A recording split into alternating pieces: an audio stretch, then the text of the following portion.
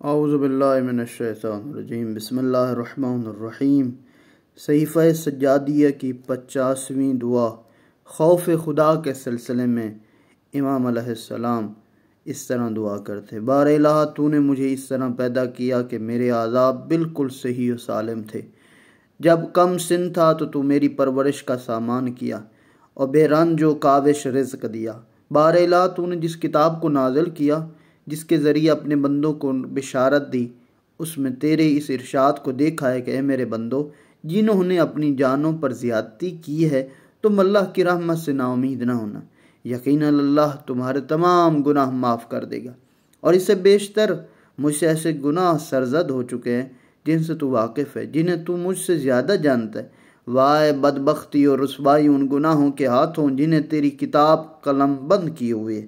اگر تیرے ہمہ گیر عفو درگزر کے وہ مواقع نہ ہوتے جن کا میں امیدوار ہوں تو میں اپنے ہاتھوں اپنی ہلاکت کا سامان کر چکا تھا۔ اگر کوئی ایک بھی اپنے پروردگار سے نکل بھاگنے پر قادر ہوتا تو میں تجھ سے بھاگنے کا زیادہ سزاوار تھا، اور تو وہ ہے جس سے زمین و آسمان کے اندر کا کوئی راز مخفی نہیں ہے، مگر یہ کہ تو قیامت کے دن اسے لا حاضر کرے گا۔ تو جزا دینے حساب کرنے کے لیے بہت کافی ہے۔ اے اللہ، میں اگر بھاگنا چاہوں تو مجھے ڈھونڈ لے گا، اگر راہ گزیر اختیار کروں تو مجھے پا لے گا۔ لے دیکھ، میں عاجز ذلیل شکستہ حال تیرے سامنے کھڑا ہوں، اگر تو عذاب کرے تو میں اس کا سزاوار ہوں۔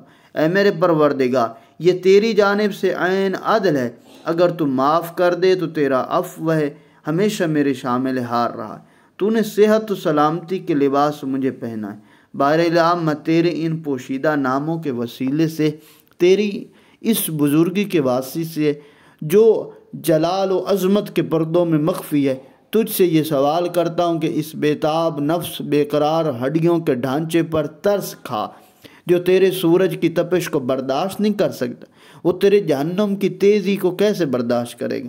جو تیرے بادل کی گرج سے کانپ اٹھتا ہے، وہ تیرے غضب کی آواز کو کیسے سن سکتا ہے؟ لہذا میرے حال زار پر رحم فرما، اس لیے کہ اے میرے معبود، میں ایک حقیر فرد ہوں جس کا مرتبہ پستر ہے۔ مجھ پر عذاب کرنا تیری سلطنت میں ذرہ بھر اضافہ نہیں کر سکتا۔ اگر تو مجھے عذاب کرنا تیری عدالت کا بڑھا دیتا ہے، تیری سلطنت کو بڑھا دیتا ہے، تو میں تجھ سے عذاب پر صبر کروں گا، یہ چاہتا ہوں کہ وہ اضافہ تجھے حاصل ہو۔ لیکن اے میرے معبود، تیری سلطنت اس سے زیادہ عظیم ہے، اس سے زیادہ دوام ہے کہ فرما برداروں کی اطاعت اس میں کچھ اضافہ کر سکے یا گناہ گاروں کی معصیت میں۔ تو پھر اے تمام رحم کرنے والوں سے زیادہ رحم کرنے والے، مجھ پر رحم فرما۔ اے جلال و بزرگی والے، مجھ سے درگزر کر، میری توبہ قبول فرما، بے شک تو توبہ قبول کرنے والا، رحم کرنے والا۔ یہ دعا خوف الہی کے سلسلے میں جب انسان کو اپنی عبودیت کا احساس ہوتا ہے تو اللہ تعالیٰ کی عظمت سے متاثر ہوئے بغیر نہیں رہ سکتا۔ اسی تأثر کا نام خوف ہے۔ عبودیت کا جوہر انسانی عزت کا سرمایہ، دینی و اخلاقی زندگی کا محافظ ہے، کیونکہ انسان کے دل میں اللہ کا خوف بسا ہو تو پھر اس کے متعلق کل عنانی اسے خواہشات نفس کی پیروی سے روک دیتی ہیں۔ لیکن یہ ڈر اپنی تکلیف و اذیت کے احساس کی بنا پر ہے۔ یہ اگرچہ اس سطح پر نہیں ہے جس طرح بلند نظر افراد کا خوف ہوتا ہے۔